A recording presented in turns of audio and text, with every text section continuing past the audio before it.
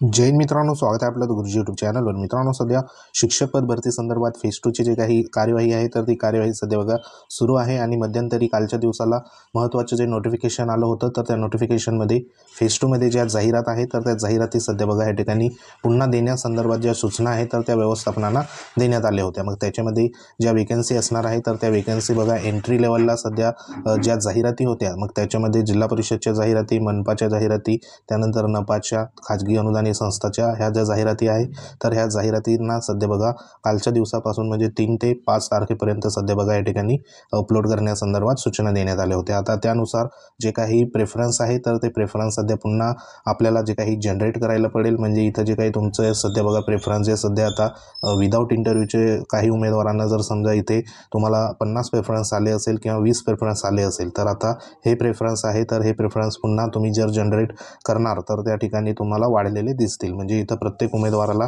जे काही प्रेफरन्स आहे प्रेफरन्स सध्या बघा पुन्हा तुम्हाला जनरेट करायला पडेल आणि ते त्या अनुषंगाने तुम्हाला जी काही वेकन्सी असेल तर ती वेकन्सी सध्या तुम्हाला दिसणार आहे। तर आता प्रत्येक उमेदवाराने सध्या जे काही प्रेफरन्स आहे तर ते ऑलरेडी सध्या बघा लॉक केले आहे, तर पुन्हा ते अनलॉक करता येणार का? तर बघा ते जे सध्या तुम्ही प्रेफरन्स लॉक केले असेल तर ते पुन्हा तुम्ही अनलॉक त्या ठिकाणी करू शकतात आणि जी प्रक्रिया असेल तर ती प्रक्रिया तुम्हाला करायला पडेल। आता हे जे प्रेफरन्स आहे तर हे प्रेफरन्स सध्या बघा तुम्हाला कधीपासून पुन्हा जनरेट करायला पडेल, तर त्या अनुषंगाने या ठिकाणी जी काही न्यूज आहे तर त्या न्यूजच्या माध्यमातून सध्या बघा इथं माहिती आलेली आहे की जी काही शिक्षक पद भरतीसाठी प्राधान्यक्रम नोंदीची सध्या संधी असणार आहे। उमेदवारांसाठी सोमवार नंतर 3 दिवस या ठिकाणी सुविधा खुली होणार आहे। म्हणजे सोमवार नंतर जी काही प्रक्रिया आहे तर ती प्रक्रिया सध्या बघा प्रेफरन्स जनरेट आणि लॉक करण्यासंदर्भात पुन्हा इथे 3 दिवसाची जी काही मुदत असेल तर ती मुदत इथं देण्यात येणार आहे। म्हणजे सोमवार म्हणजे उद्यापासून सध्या इथे असणार आहे। तर त्या अनुषंगाने इथे स्टेटमेंट देखील आहे की जे सध्या शिक्षक पद भरतीच्या दुसऱ्या टप्प्यातील शिक्षक होण्याच्या प्रतीक्षेत असणाऱ्या पात्र असलेले जे काही उमेदवार आहे तर त्यांना आणखी काही जागांसाठी प्राधान्यक्रम जनरेट आणि लॉक करण्याची जी संधी आहे तर ती संधी इथं बघा मिळणार आहे।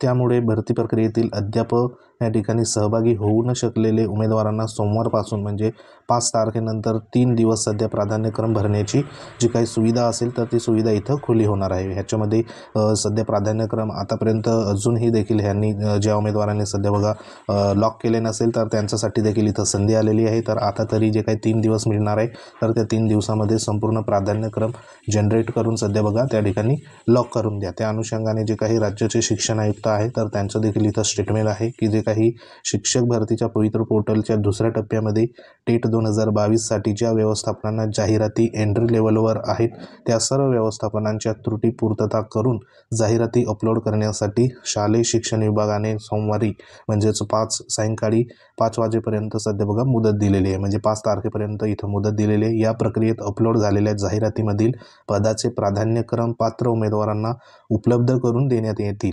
त्यासाठी या पदासाठी प्राधान्यक्रम जनरेट करून लॉक करण्याची जी काही सुविधा असेल तर ती उमेदवारांना सोमवार नंतर बघा पुढील 3 दिवस मुदत ह्या ठिकाणी दिली जाईल, असं जे काही राज्याचे शिक्षण आयुक्त आहे सचिंद्र प्रताप सिंह तर त्यांनी सध्या बघा इथं स्टेटमेंट त्यांचं देखील इथं देण्यात आले।